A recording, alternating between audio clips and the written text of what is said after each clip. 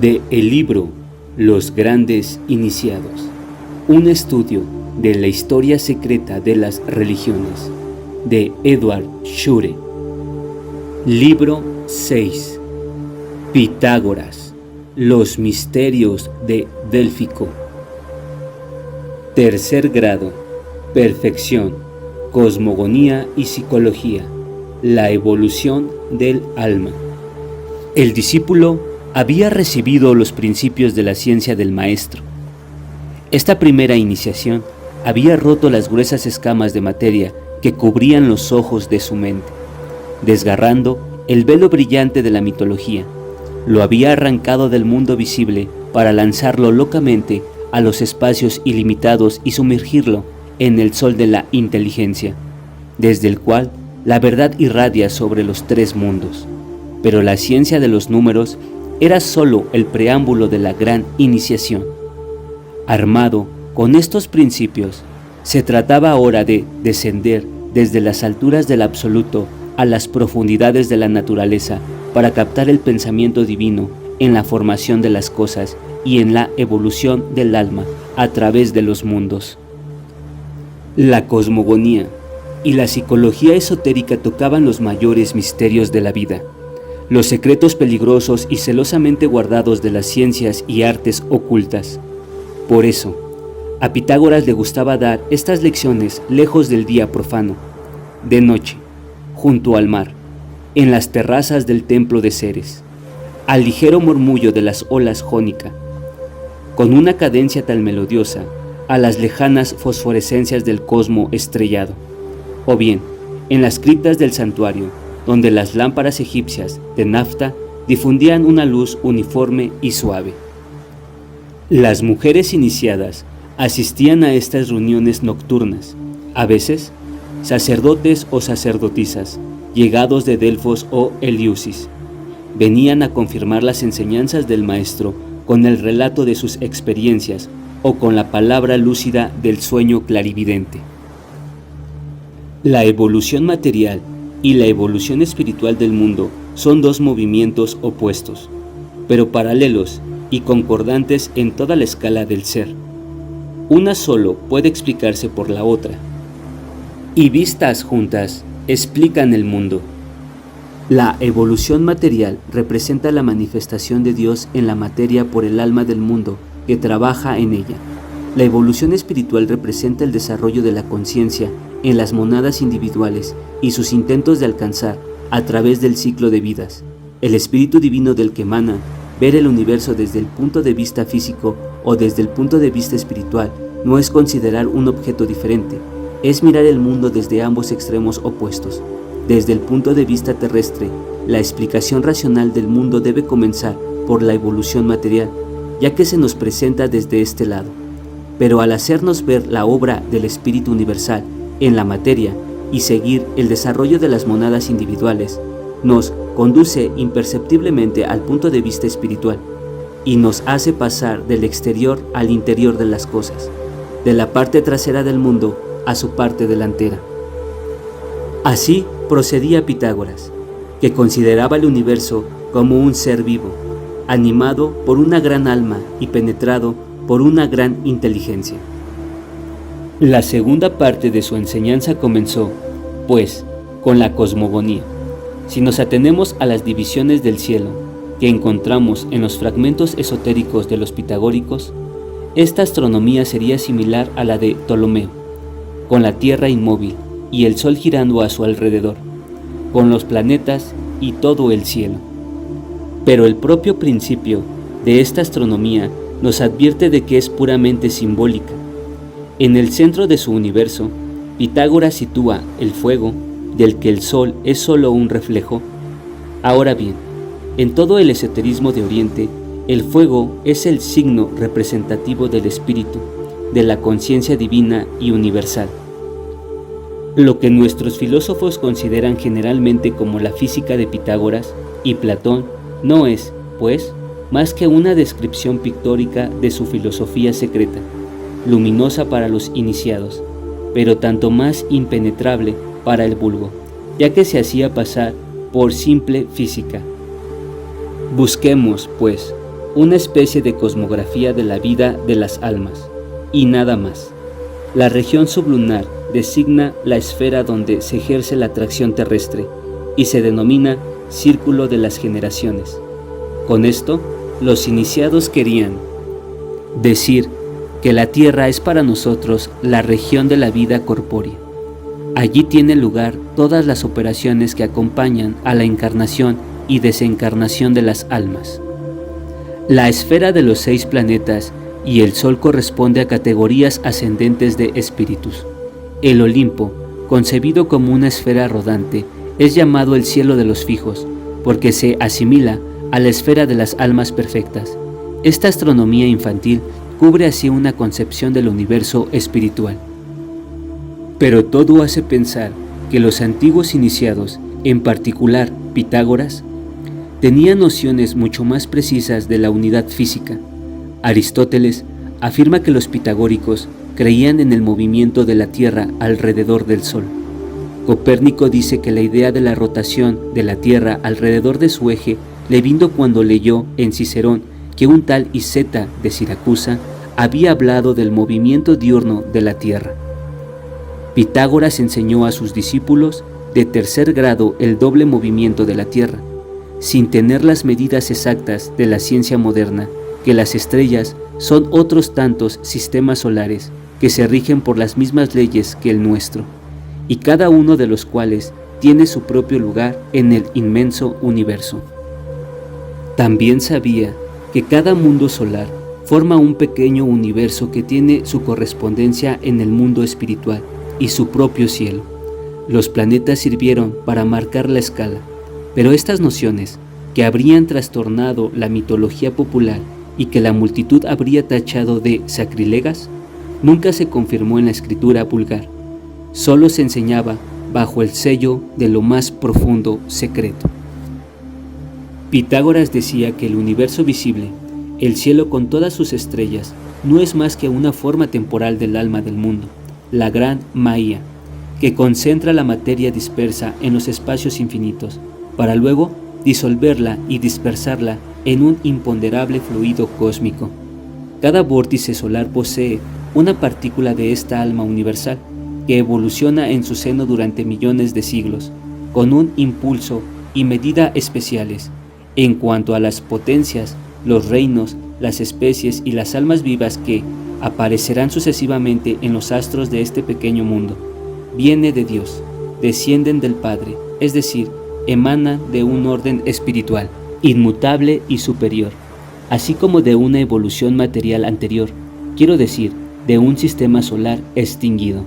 De estos poderes invisibles, algunos son absolutamente inmortales y dirigen la formación de este mundo, mientras que otros esperan el florecimiento de este mundo en el sueño cósmico o en el sueño divino, para volver a las generaciones visibles, según su rango y la ley eterna. Sin embargo, el alma solar y su fuego central, que es movido directamente por la gran monada, trabajan sobre la materia en fusión. Los planetas son hijos del Sol, cada uno de ellos elaborado por las fuerzas de atracción y rotación inherentes a la materia.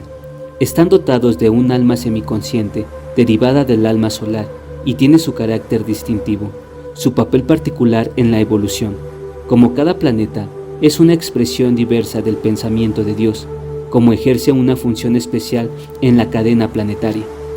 Los antiguos sabios identificaron los nombres de los planetas con los de los grandes dioses, que representan las facultades divinas que actúan en el universo. Los 4 elementos, de los que están formados los astros y todos los seres, designan 4 estados graduados de la materia. La primera, al ser la más densa y tosca, es la más refractaria al espíritu.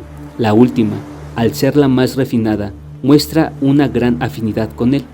La tierra representa el estado sólido, el agua, el estado líquido, el aire, el estado gaseoso, el fuego, el estado imponderable. El quinto elemento, o etéreo, representa un estado de la materia tan sutil y vivaz que ya no es atómico y tiene penetración universal. Es el fluido cósmico original, la luz astral o el alma del mundo. Pitágoras habló entonces a sus discípulos sobre Egipto y Asia. Sabía que la tierra fundida estaba originalmente rodeada de una atmósfera gaseosa que, licuada por su sucesivo enfriamiento, había formado los mares. Según su costumbre, resumía esta idea metafóricamente diciendo que los mares eran producidos por las lágrimas de Saturno, tiempo cósmico. Pero aquí aparecen los reinos y los gérmenes invisibles que flotan en el aura etérea de la tierra, se arremolinan en su manto gaseoso y luego son arrastrados al seno profundo de los mares y a los primeros continentes emergentes. Los mundos vegetal y animal, aún confusos, aparecen casi al mismo tiempo. La doctrina esotérica admite la transformación de las especies animales, no solo según la ley secundaria de la selección, sino también según la ley primaria de la percusión de la tierra por las potencias celestes, y de todos los seres vivos por los principios inteligibles y las fuerzas invisibles. Cuando una nueva especie aparece en el globo, es porque una raza de almas de tipo superior se encarna en un momento dado en los descendientes de la antigua especie, para hacerla subir un escalón remodelándola y transformándola a su propia imagen.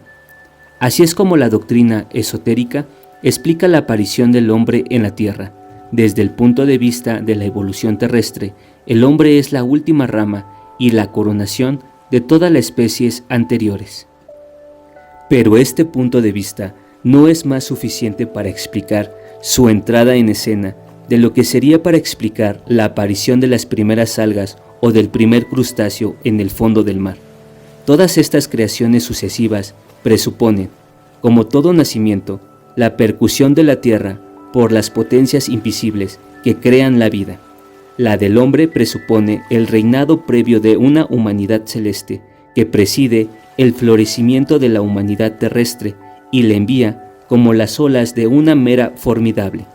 Nuevos torrentes de almas que se encarnan en sus costados y hacen brillar los primeros rayos de un día divino en este ser, asustado de la animalidad y obligado a luchar con todos los poderes de la naturaleza para poder vivir. Pitágoras, instruido por los templos de Egipto, tenía nociones precisas sobre las grandes revoluciones del globo. La doctrina india y egipcia conocía la existencia del antiguo continente austral que había producido la raza roja y una poderosa civilización, llamada Atlante por los griegos. Atribuyó el surgimiento y la inmersión alternativos de los continentes a la oscilación de los polos y admitió que la humanidad había pasado por 6 inundaciones. Cada ciclo interdiluviano trae el predominio de una gran raza humana. En medio de los eclipses parciales de la civilización y de las facultades humanas, hay un movimiento general ascendente. Aquí, pues, se constituye la humanidad y se lanzan las razas en su carrera, a través de los cataclismos del globo. Pero en este globo que tenemos, al nacer como base inmutable del mundo y que a su vez flota en el espacio, en estos continentes que emergen de los mares para volver a desaparecer, en medio de estos pueblos que se van, de estas civilizaciones que se desmoronan, ¿cuál es el gran, el conmovedor, el eterno misterio? Es el gran problema interior, el problema de todos y cada uno de nosotros, el problema del alma, que descubre en sí misma un abismo de oscuridad y luz, que se mira a sí misma con una mezcla de arrebato y de miedo, y se dice, no soy de este mundo, pues no basta con explicarme, no vengo de la tierra y me voy a otra parte, pero ¿a dónde? Este es el misterio de psique que contiene todos los demás. La cosmogonía del mundo visible, dijo Pitágoras, nos condujo a la historia de la tierra y ésta al misterio del alma humana. Con él tocamos el santuario de los santuarios, el arcano de los arcanos. Una vez que se despierta su conciencia, el alma se convierte para sí misma en el espectáculo más asombroso. Pero esta misma conciencia es sólo la superficie iluminada de su ser, donde sospecha abismos oscuros e insondables. En su desconocida profundidad, la divina psique contempla con mirada fascinada todas las vidas y todos los mundos, el pasado, el presente, el futuro que une la eternidad. Conócete a ti mismo y conocerás el universo de los dioses. Este es el secreto de los sabios iniciados. Pero para penetrar por esta estrecha puerta en la inmensidad del universo invisible, despertamos en nosotros la vida directa del alma purificada y armémonos con la antorcha de la inteligencia, la ciencia de los principios y los números sagrados. Así, Pitágoras pasó de la cosmogonía física a la cosmogonía espiritual.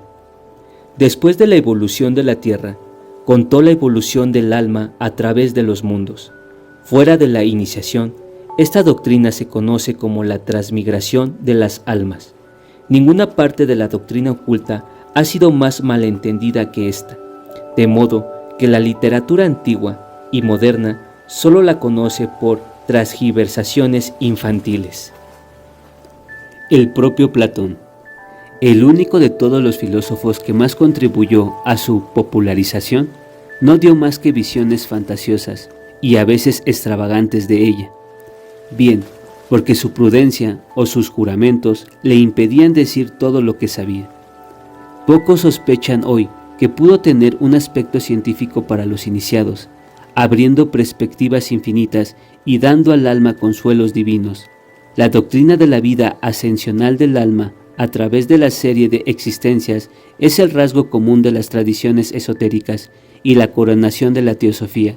Yo añadiría que es de suma importancia para nosotros, porque el hombre de hoy rechaza con igual desprecio la inmortalidad abstracta y vaga de la filosofía y el cielo infantil de las religiones primitivas. Y sin embargo, la sequedad y la nada del materialismo la aborrece. Aspira inconscientemente a la conciencia de una inmortalidad orgánica que satisfaga tanto la existencia de su razón como las necesidades indestructibles de su alma.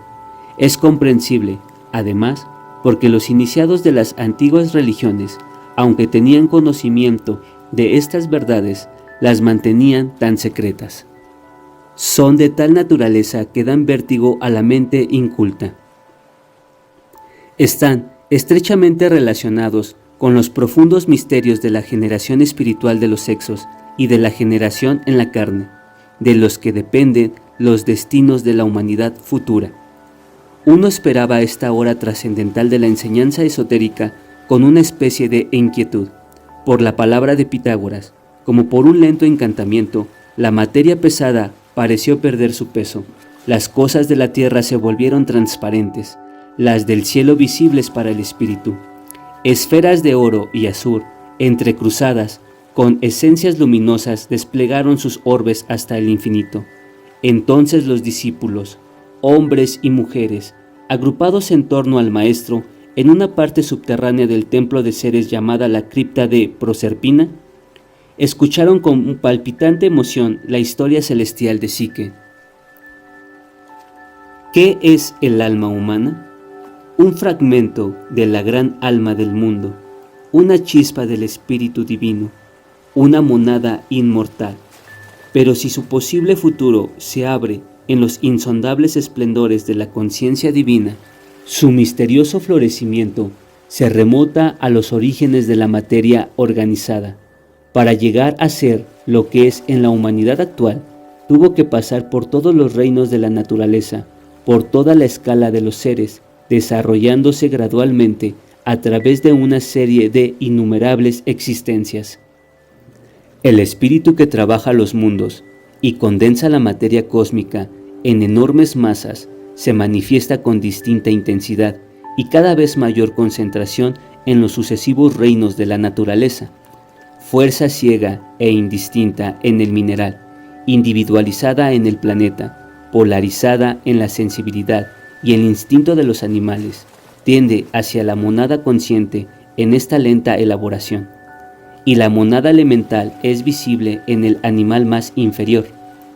El elemento anímico y espiritual existe, pues, en todos los reinos, aunque solo en una cantidad infinitesimal en los reinos inferiores. Las almas que existen en estado de germen en los reinos inferiores permanecen allí, sin salir de él durante inmersos periodos de tiempo, y solo después de grandes revoluciones cósmicas pasan a un reino superior, cambiando de planeta. Todo lo que puede hacer durante el periodo de vida de un planeta es ascender algunas especies. ¿Dónde empieza la monada? También se podría preguntar cuándo se formó una nebulosa, cuándo brilló por primera vez un sol.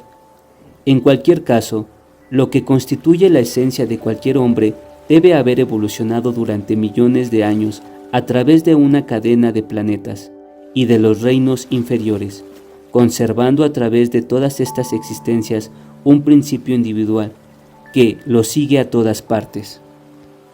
Esta individualidad oscura, pero indestructible, constituye el sello divino de la monada, en la que Dios quiere manifestarse a través de la conciencia. Cuanto más se asciende en la serie de organismos, más desarrolla el nómada los principios latentes que hay en él. La fuerza polarizada se vuelve sensible, el instinto de sensibilidad, la inteligencia del instinto. Y a medida que se enciende la antorcha de la conciencia, esta alma se vuelve más independiente del cuerpo, más capaz de llevar una existencia libre. El alma fluida y no polarizada de los minerales y las plantas está vinculada a los elementos de la tierra. El alma de los animales, fuertemente atraída por el fuego terrestre, permanece allí durante un tiempo después de abandonar su cadáver, y luego vuelve a la superficie del globo para reencarnarse en su propia especie sin poder abandonar nunca las capas inferiores del aire. Estos están poblados por elementales o almas animales que tienen su parte en la vida atmosférica y una gran influencia oculta sobre el hombre. Solo el alma humana viene del cielo y vuelve allí después de la muerte. Pero, ¿en qué momento de su larga existencia cósmica el alma elemental se convirtió en el alma humana? ¿Por qué crisol incandescente, por qué llama etérea pasó para esto? La transformación solo fue posible en un periodo interplanetario, por el encuentro de almas humanas ya plenamente formadas, que desarrollaron en el alma elemental su principio espiritual e imprimieron su prototipo divino como un sello de fuego en su sustancia plástica. Pero cuántos viajes, cuántas encarnaciones, cuántos ciclos planetarios hay que atravesar para que el alma humana así formada se convierta en el hombre que conocemos. Según las tradiciones esotéricas de la India y Egipto, los individuos que componen la humanidad actual habrían comenzado su existencia humana en otros planetas, donde la materia es mucho menos densa que en el nuestro. El cuerpo del hombre era entonces casi vaporoso, sus encarnaciones ligeras y fáciles. Sus facultades de percepción espiritual directa habrían sido muy poderosas y muy sutiles en esta primera fase humana. La razón y la inteligencia, en cambio, en estado embrionario. En este estado semicorporal, semi-espiritual, el hombre veía a los espíritus. Todo era esplendor y encanto para sus ojos, música para sus oídos. Podía oír incluso la armonía de las esferas. No pensó, ni reflexionó, apenas quiso. Se dejó vivir, bebiendo los sonidos, las formas y la luz, flotando como un sueño de la vida a la muerte y de la muerte a la vida. Así llamaban los órficos al cielo de Saturno.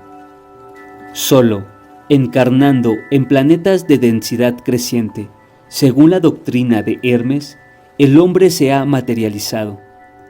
Al encarnar en la materia más gruesa, la humanidad perdió su sentido espiritual, pero a través de su lucha cada vez más fuerte con el mundo exterior, desarrolló poderosamente su razón, su inteligencia, su voluntad.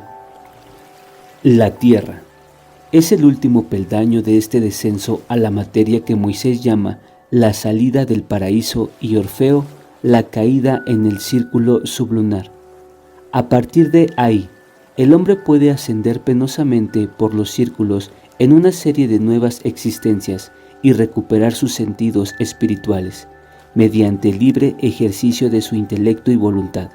Solo entonces, dicen los discípulos de Hermes y Orfeo, el hombre adquiere por su acción la conciencia y la posesión de lo divino. Solo entonces se convierte en hijo de Dios.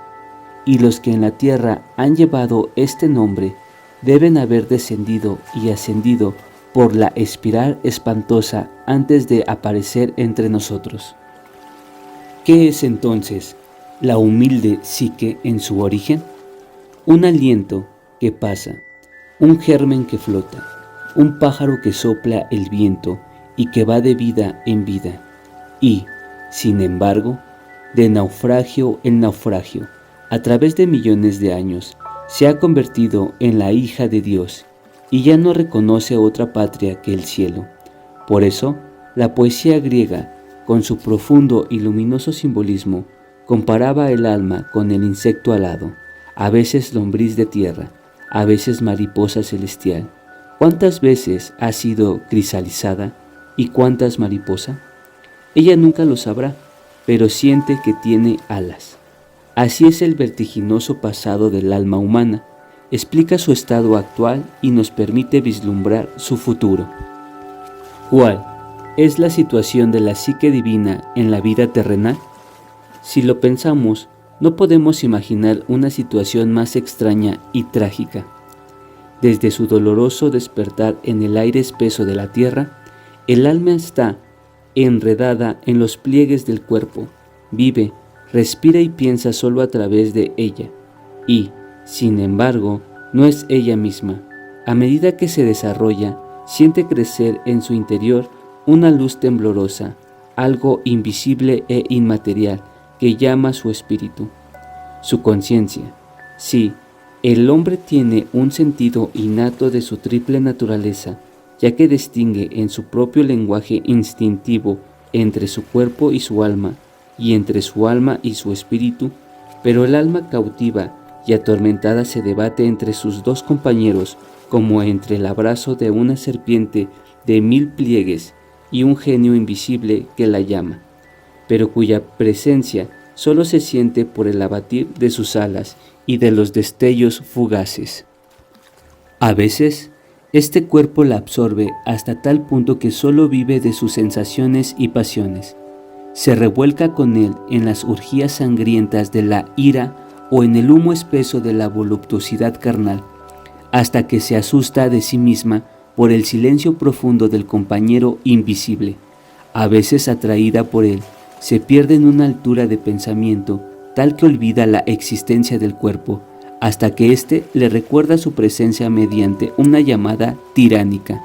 Sin embargo, una voz interior le dice: entre ella y el huésped invisible, el vínculo es indisoluble, mientras que la muerte cortará su apego al cuerpo.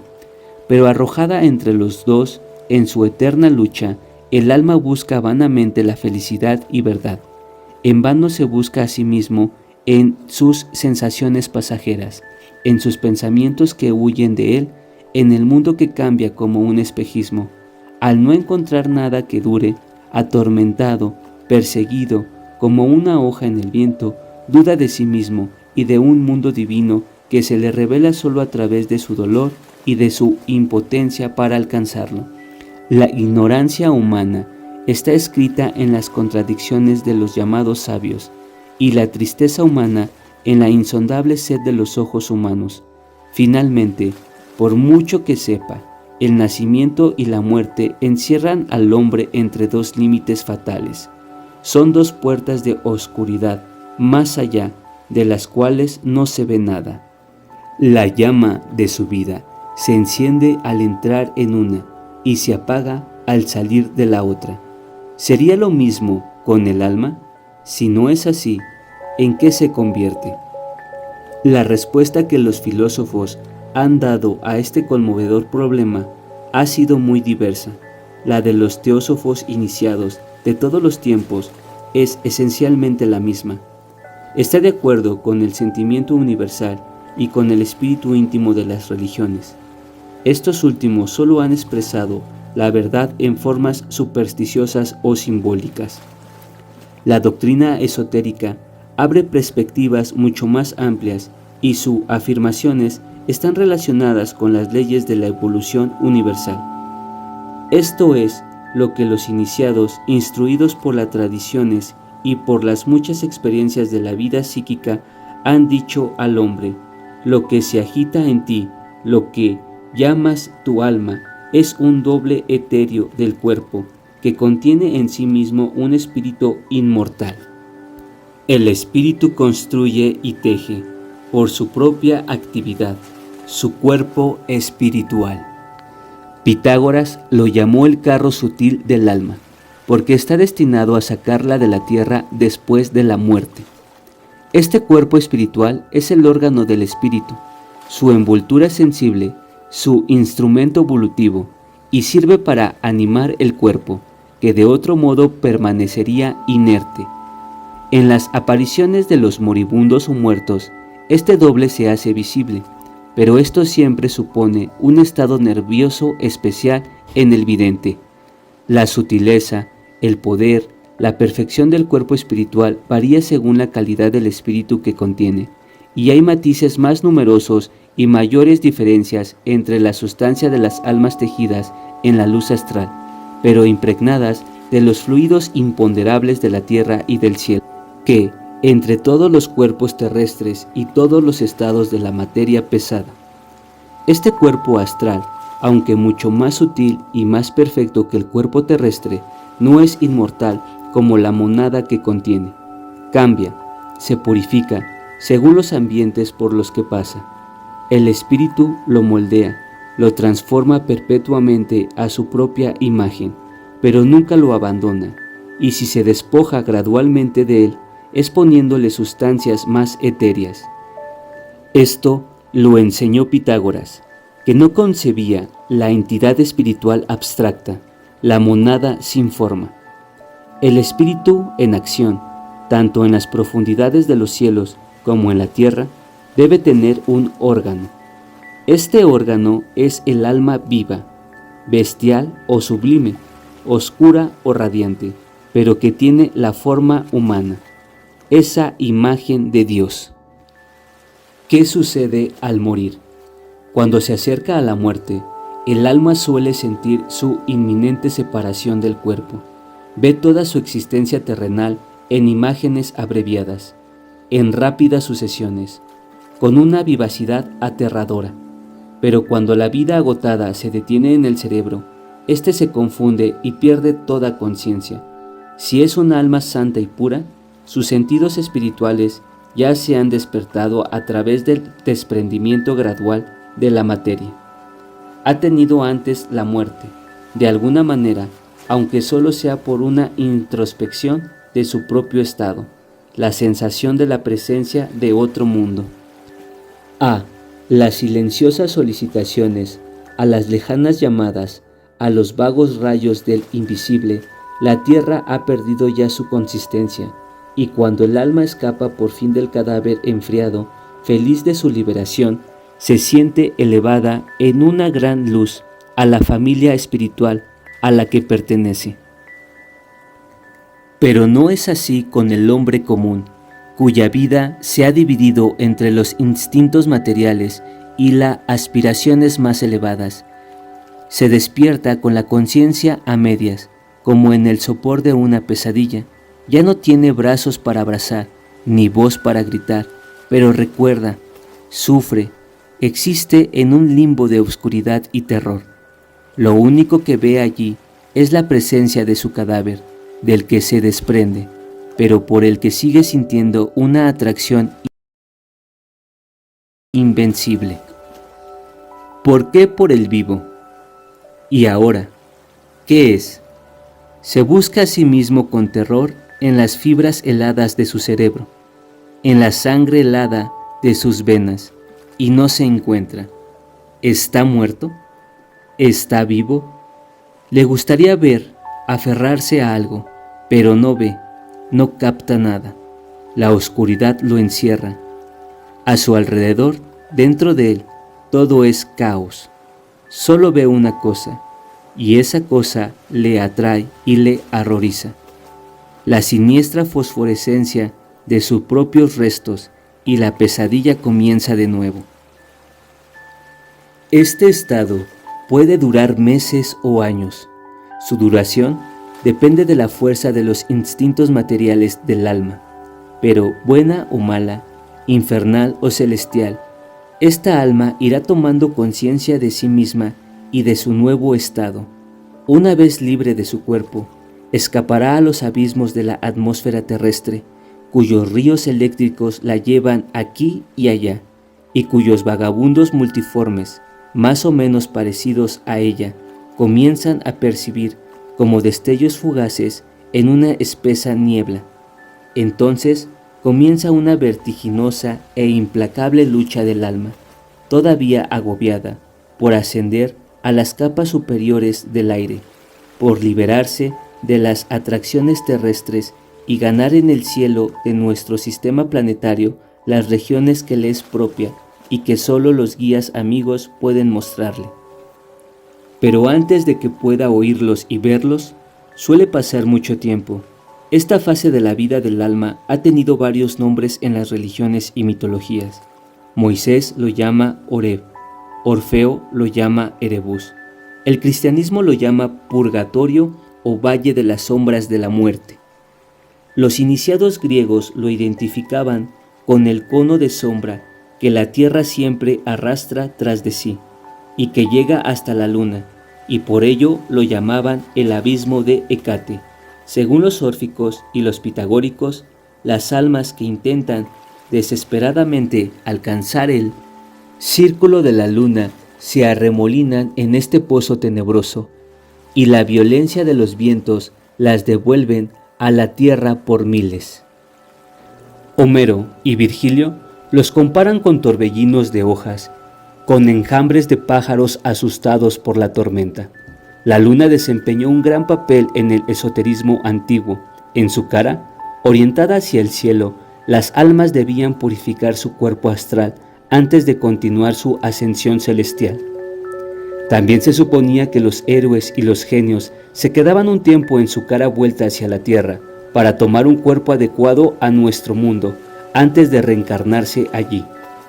Se atribuía a la luna el poder de magnetizar el alma para la encarnación terrestre y de desmagnetizarla para el cielo. En general, estas afirmaciones, a las que los iniciados atribuían un significado tanto real como simbólico, significaban que el alma debía pasar por un estado intermedio de purificación y librarse de las impurezas de la tierra antes de continuar su viaje. Pero, ¿cómo pintar la llegada del alma pura a su propio mundo? La tierra se ha desvanecido como un sueño, un nuevo sueño. Un delicioso desmayo la envuelve como una caricia. Solo ve a su guía al lado, que la lleva con rapidez de un rayo a las profundidades del espacio. ¿Qué decir de su despertar en los valles de un astro etéreo, sin atmósfera elemental, donde todo, montañas, flores, vegetación, están hechos de una naturaleza exquisita, sensible y parlante? ¿Qué podemos decir, sobre todo, de estas formas luminosas, hombres y mujeres, que le rodean como una teoría sagrada para iniciarle en el santo misterio de su nueva vida? ¿Son dioses o diosas? No, son almas como ella, y la maravilla es que sus pensamientos más íntimos florecen en sus rostros, que la ternura, el amor, el deseo o el miedo irradian a través de estos cuerpos diáfanos en una gama de coloraciones luminosas. Aquí, el cuerpo y el rostro ya no son máscaras del alma, sino que el alma transparente aparece en su verdadera forma y brilla a la luz del día de su pura verdad. Psique, ha encontrado su partida divina, porque la luz secreta en la que se baña, que emana de ella misma y que vuelve a ella en la sonrisa del amado, esta luz de la dicha es el alma del mundo, siente la presencia de Dios allí. Ahora ya no hay obstáculos, ella amará, sabrá, vivirá sin más límites que su propio crecimiento. Oh, extraña y maravillosa felicidad. Se siente unida a todas sus compañeras por profundas afinidades, porque en la vida del más allá, los que no se aman huyen unos de otros y solo se reúnen los que se entienden. Celebrará con ellos los misterios divinos en templos más bellos, en una comunión más perfecta. Serán poemas vivos, siempre nuevos, de los que cada alma será una estrofa y cada uno revivirá su vida en la de los demás. Entonces, temblando, se lanzará a la luz de arriba, a la llamada de los enviados, de los genios alados, de los que se llaman dioses, porque han escapado al círculo de las generaciones. Guiada por esta sublime inteligencia, tratará de deletrear el gran poema del verbo oculto para entender lo que pueda captar de las sinfonías del universo. Recibirá las enseñanzas jerárquicas de los círculos del amor divino. Tratará de ver las esencias que los genios animadores difunden en los mundos. Contemplará los espíritus glorificados, rayos vivos del Dios de los dioses, y no podrá soportar su esplendor cegador, que hace que los soles se apaguen como lámparas humeantes. Y cuando regrese aterrorizada de estos deslumbrantes viajes, pues se estremece ante estas inmensidades, oirá desde lejos la llamada de las voces amadas y volverá a caer en las playas doradas de su estrella, bajo el velo rosado de un sueño ondulante, lleno de formas blancas, perfumes y melodía. Tal es la vida celestial del alma, que nuestra mente terrenal apenas puede concebir, pero que los iniciados adivinan, que los videntes viven y que la ley de las analogías y concordancias universales demuestra. Nuestras burdas imágenes, nuestro imperfecto lenguaje intenta en vano traducirlo, pero toda alma viviente siente su germen en sus profundidades ocultas. Sí, en el estado actual nos es imposible realizarlo. La filosofía de lo oculto formula las condiciones psíquicas, la idea de estrellas etéreas, invisibles para nosotros, pero que forman parte de nuestro sistema solar y sirven de morada a las almas felices, se encuentran a menudo en los arcanos de la tradición esotérica. Pitágoras la llama contraparte de la Tierra. El Anticón, iluminada por el fuego central, es decir, por la luz divina. Al final del Fedón, Platón describe extensamente esta tierra espiritual, aunque de manera disimulada. Dice que es ligero como el aire y que está rodeado de una atmósfera etérea. En la otra vida, el alma conserva toda su individualidad. De su existencia terrenal, solo conserva los recuerdos nobles y deja a los demás en ese olvido que los poetas han llamado las olas del leteo. Liberada de sus impurezas, el alma humana siente su conciencia como si estuviera al revés. Desde el exterior del universo ha vuelto al interior. Cibeles Maía, el alma del mundo, lo ha vuelto a llevar a su seno con una profunda aspiración. Allí sí que cumplirá su sueño, ese sueño que se ha roto en todo momento y que se reinicia constantemente en la tierra. Lo logrará en la medida de su esfuerzo terrenal y de su luz adquirida, pero lo ampliará al 100%. Las esperanzas aplastadas florecerán de nuevo en el amanecer de su vida divina. Los oscuros atardeceres de la tierra resplandecerán en días luminosos. Sí, aunque el hombre solo haya vivido una hora de entusiasmo o de abnegación, esta única nota pura, arrancada de la escala disonante de su vida terrenal, se repetirá en su vida de ultratumba, en maravillosas progresiones, en ventosas armonías. las alegrías efímeras que nos deparan los encantos de la música, los éxtasis del amor o los transportes de la caridad no son más que las notas engranadas de una sinfonía que luego escucharemos. ¿Significa esto que esta vida solo será un largo sueño, una grandiosa alucinación? Pero, ¿qué es más verdadero que lo que el alma siente en su interior y lo que logra a través de su comunión divina con otras almas? Los iniciados, siendo los idealistas, consecuentes y trascendentes, siempre han pensado que las únicas cosas reales y duraderas en la tierra son las manifestaciones de la belleza, el amor y la verdad espiritual, dado que la otra vida no puede tener otro objeto que esta verdad, belleza y amor para aquellos que la han convertido en el objeto de sus vidas. Están convencidos de que el cielo será más real que la tierra. La vida celestial del alma puede durar cientos o miles de años, según su rango y fuerza de impulso, pero solo pertenece a los más perfectos, a los más sublimes, a los que han cruzado el círculo de las generaciones, prolongarlo indefinidamente. Estos no solo han alcanzado el descanso temporal, sino la acción inmortal en verdad. Han creado sus alas, son inviolables, pues son la luz, gobiernan los mundos, pues ven a través de ellos. En cuanto a los demás, son llevados por una ley inflexible a reencarnarse para someterse a una nueva prueba y ascender a un nivel superior, o caer más bajo si fracasan. Al igual que la vida terrenal, la vida espiritual tiene su comienzo, su clímax y su decadencia. Cuando esta vida se agota, el alma se siente pesada, mareada y melancólica. Una fuerza invencible la atrae hacia las luchas y los sufrimientos de la tierra.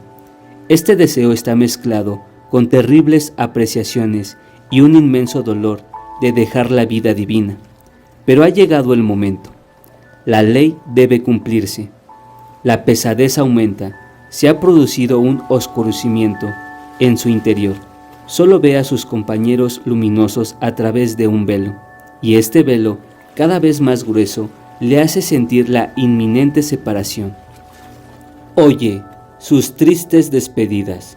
Las lágrimas de los benditos seres queridos penetran en ella como un rocío celestial, que dejará en su corazón la sed ardiente de una felicidad desconocida. Entonces, con juramentos solemnes, promete recordar la luz en el mundo de la oscuridad, la verdad en el mundo de la mentira, el amor en el mundo del odio. Solo a este precio podrá volver a ver, solo a este precio podrá ganar la corona inmortal. Se despierta en una atmósfera espesa, estrellada etérea, almas diáfanas, océanos de luz. Todo ha desaparecido. Está de vuelta en la tierra, en el abismo del nacimiento y la muerte. Sin embargo, aún no ha perdido la memoria celeste, y la guía alada, que aún es visible a sus ojos, le señala a la mujer que será su madre. Esta mujer lleva en su interior la semilla de un niño, pero este germen solo vivirá si el Espíritu viene a animarlo. Entonces, durante 9 meses, se cumple el misterio más impenetrable de la vida terrenal y el de la encarnación y la maternidad. La misteriosa fusión se produce lentamente, con habilidad, órgano a órgano, fibra a fibra, a medida que el alma se sumerge en esta guardia cálida, ruidosa y enjambrada. Al sentirse atrapada en los meandros de las vísceras con sus 1000 pliegues, la conciencia de su vida divina se desvanece y se extingue, porque entre ella y la luz de lo alto se interponen las olas de sangre, los tejidos de la carne que la abrazan y la llenan de oscuridad. Aquella luz lejana ya es un resplandor mortecino. Por fin, un dolor horrible la comprime. la aprieta en un vicio. Una convulsión sangrienta la arranca del alma materna y la clava en un cuerpo palpitante. El niño nace, una miserable esfinge terrenal, y grita de terror, pero la memoria celestial ha regresado a las profundidades ocultas de la inconsciencia. Solo volverá a vivir a través de las ciencias o del dolor, a través del amor o de la muerte. La ley de la encarnación y desencarnación descubre así el verdadero sentido de la vida y de la muerte. Es el nodo crucial en la evolución del alma y nos permite seguirla hacia atrás y hacia adelante en las profundidades de la naturaleza y la divinidad, porque esta ley nos revela el ritmo y la medida, la razón y el propósito de su inmortalidad, de abstracto o fantástico. Lo hace vivo y lógico, mostrando las correspondencias de la vida y la muerte. El nacimiento terrenal es una muerte desde el punto de vista espiritual y la muerte una resurrección celestial. La alternancia de las dos vidas es necesaria para el desarrollo del alma, y cada una de ellas es a la vez consecuencia y explicación de la otra. Quien ha penetrado en estas verdades está en el corazón de los misterios, en el centro de la iniciación. Pero, se dirá, ¿qué nos prueba la continuidad del alma, de la monada, de la entidad espiritual a través de todas estas existencias, ya que pierde su memoria sucesivamente? ¿Y qué es lo que te demuestra? Responderemos, la identidad de tu persona durante la vigilia y durante el sueño. Tú cada mañana te despiertas de un estado tan extraño e inexplicable como la muerte, y te levantas de esa nada para volver a caer en ella por la noche. ¿Fue la nada? No, porque has soñado y tus sueños han sido tan reales para ti como la realidad del día anterior. Un cambio en las condiciones fisiológicas del cerebro modificó las relaciones del alma y del cuerpo y cambió su punto de vista psíquico. Eras el mismo individuo, pero estabas en un entorno diferente y llevabas una existencia distinta.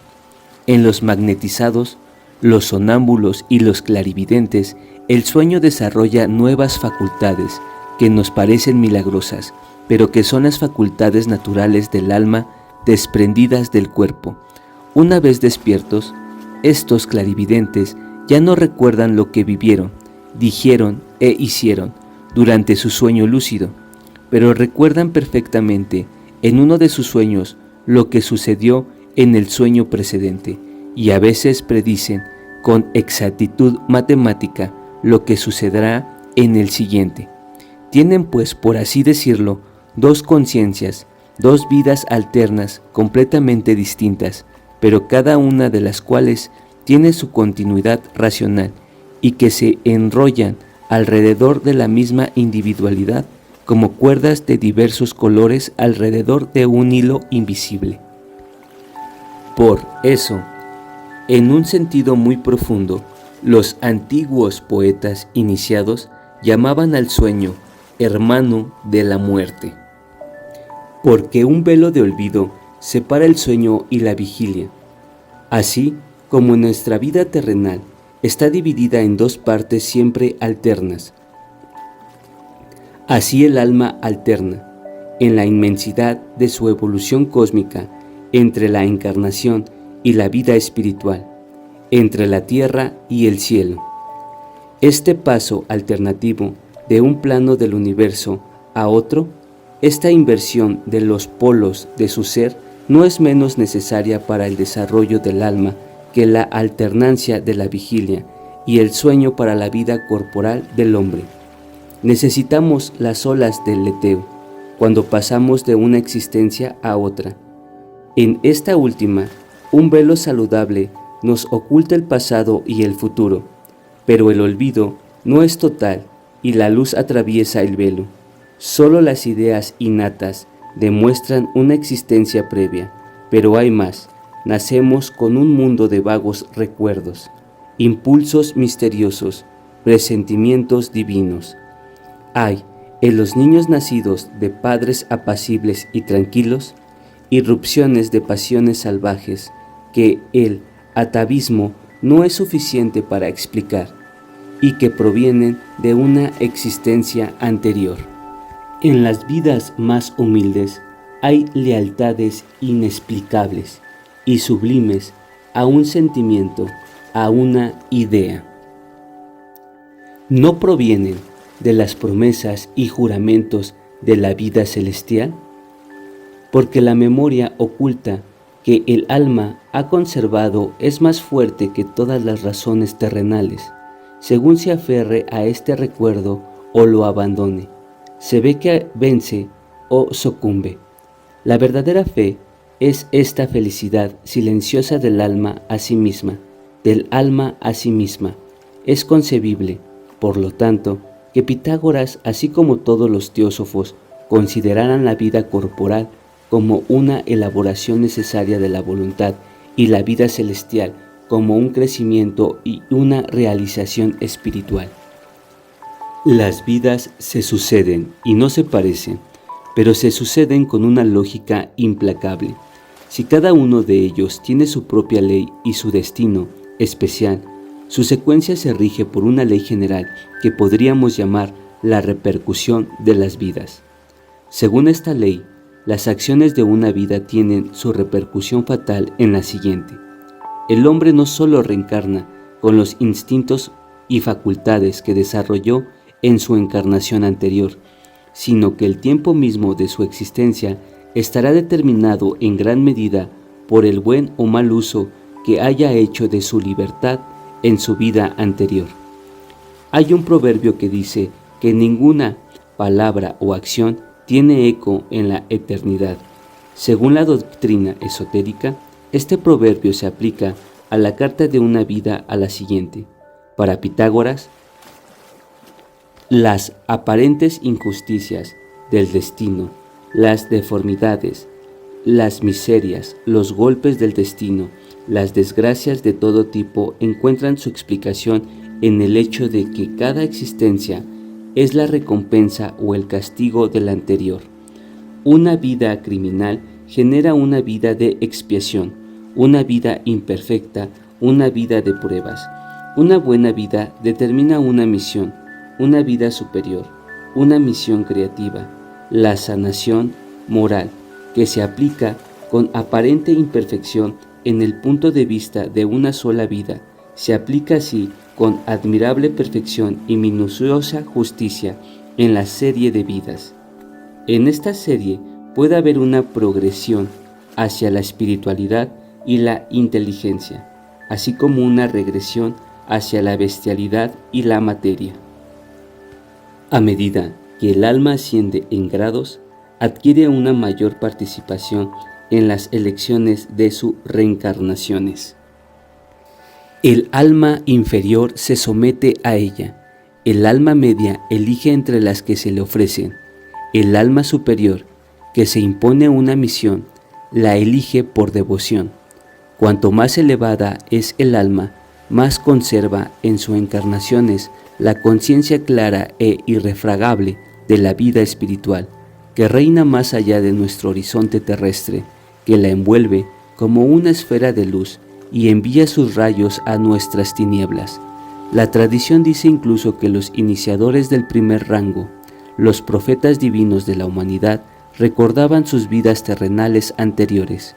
Según la leyenda, el Buda Gautama Kākyamuni encontró el hilo de sus existencias pasadas en sus éxtasis, y se dice que Pitágoras dijo que debía a un favor especial a los dioses al recordar algunas de sus vidas anteriores. Hemos dicho que en la serie de vidas el alma puede retroceder o avanzar según se abandone a su naturaleza inferior o divina. De ahí una importante consecuencia, cuya verdad la conciencia humana ha sentido siempre con un extraño temblor. En cada vida hay luchas que sostener, elecciones que hacer, decisiones que tomar. cuyas conciencias son incalculables.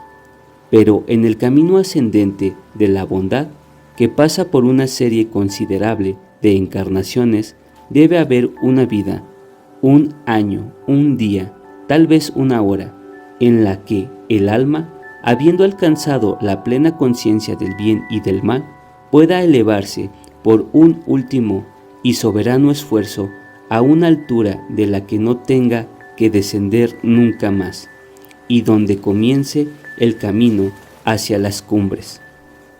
Del mismo modo, en el camino descendente del mal, hay un punto en el que el alma perversa aún puede volver sobre sus pasos, pero una vez superado este punto, el endurecimiento es definitivo.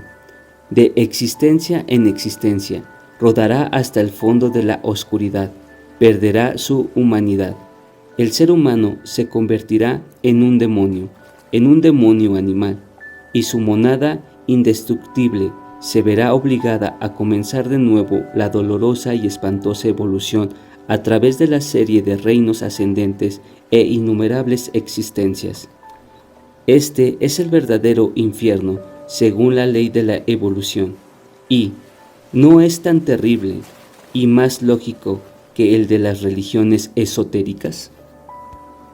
Por tanto, el alma puede ascender o descender en la serie de vidas.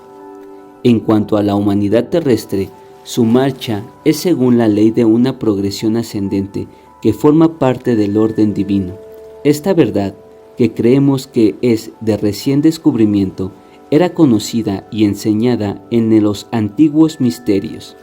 Pitágoras dijo: los animales son los padres del hombre, y el hombre es el padre de los dioses.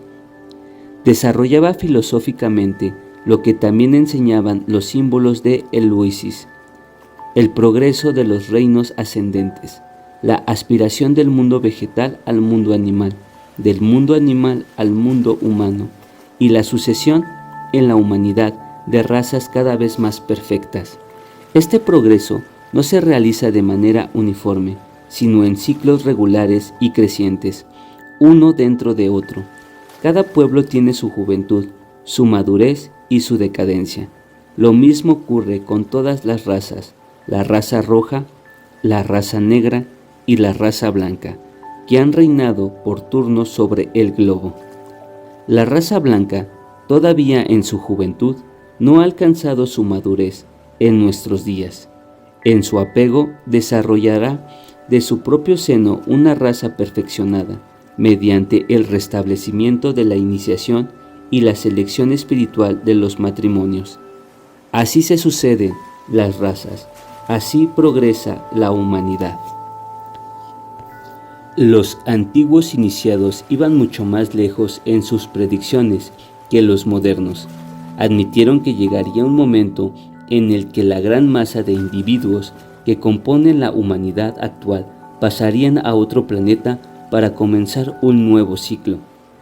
En la serie de ciclos que constituye la cadena planetaria, la humanidad desarrollará los principios intelectuales, espirituales y trascendentes que los grandes iniciados han cultivado en sí mismos desde esta vida, y los llevará así a una aflorescencia más general.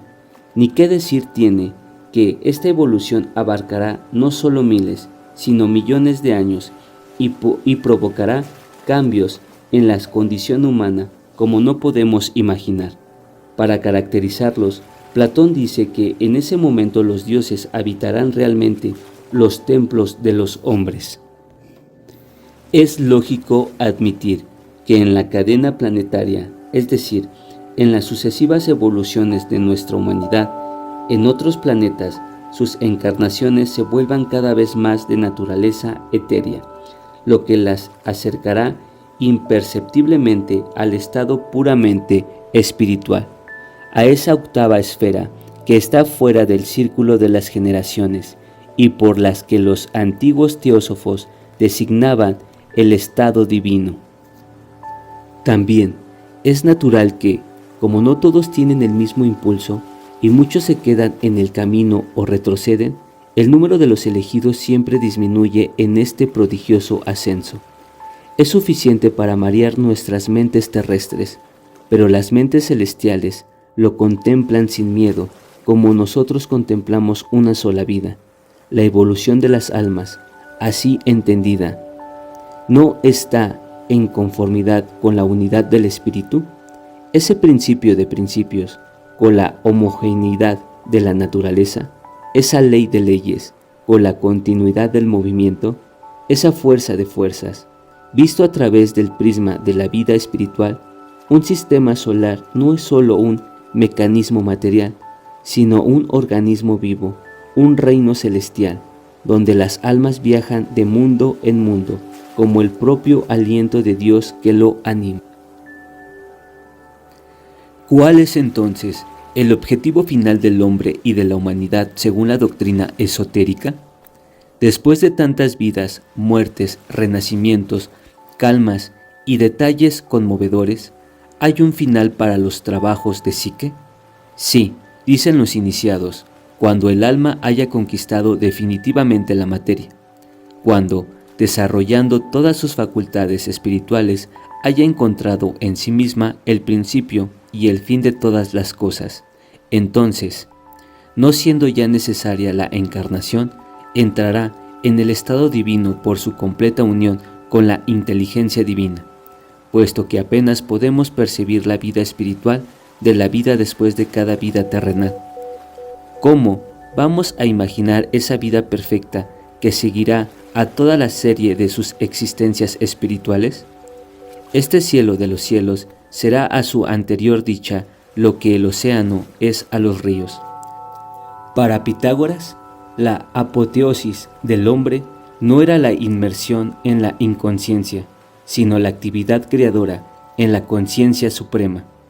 El alma, que se ha convertido en espíritu puro, no pierde su individualidad, sino que la completa uniéndose a su arquetipo en Dios. Recuerda todas sus existencias anteriores, que le parecen como muchos pasos para alcanzar el grado desde la cual abarca y penetra el universo. En este estado, el hombre ya no es un hombre, como decía Pitágoras, es un semidios, porque refleja en todo su ser la luz inefable con la que Dios llena la inmensidad. Para él, saber es poder, amar es crear, ser es irradiar verdad y belleza. ¿Es este término definitivo?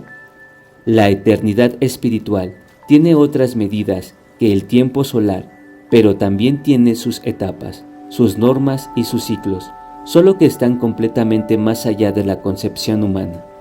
Pero la ley de las analogías progresivas en los reinos ascendentes de la naturaleza nos permite afirmar que el espíritu que ha alcanzado este estado sublime ya no puede volver atrás, y que si los mundos visibles cambian y pasan, el mundo invisible, que es su razón de ser, su fuente y su portavoz, y del que la psique divina forma parte, es inmortal. Es con esta perspectiva luminosa que Pitágoras termina la historia de la divina psique. La última palabra había expirado en los labios del sabio, pero el significado de la verdad incomunicable quedó suspendido en el aire quieto de la cripta. Cada uno creía haber completado el sueño de las vidas y despertado en la gran paz, en el dulce océano de la vida única e ilimitada. Las lámparas de Nefta iluminaban silenciosamente la estatua de Perséfone, erigida como cosechadora celestial, y hacía revivir su historia simbólica en los frescos sagrados del santuario. A veces, una sacerdotisa, en éxtasis, bajo la armoniosa voz de Pitágoras, parecía encarnar en su actitud y en su rostro radiante la inefable belleza de su visión, y los discípulos, embargados por un escalofrío religioso, miraron en silencio. Pero pronto el maestro, con un gesto lento y seguro, devolvió a la tierra al inspirado profeta. Poco a poco sus rasgos se relajaron, se hundió en los brazos de sus compañeros y cayó en un profundo letargo, del que despertó confuso, triste y como agotado por su subida. Luego subíamos desde la cripta de los jardines de Ceres en el fresco del amanecer que empezaba a blanquear sobre el mar, al borde del cielo estrellado.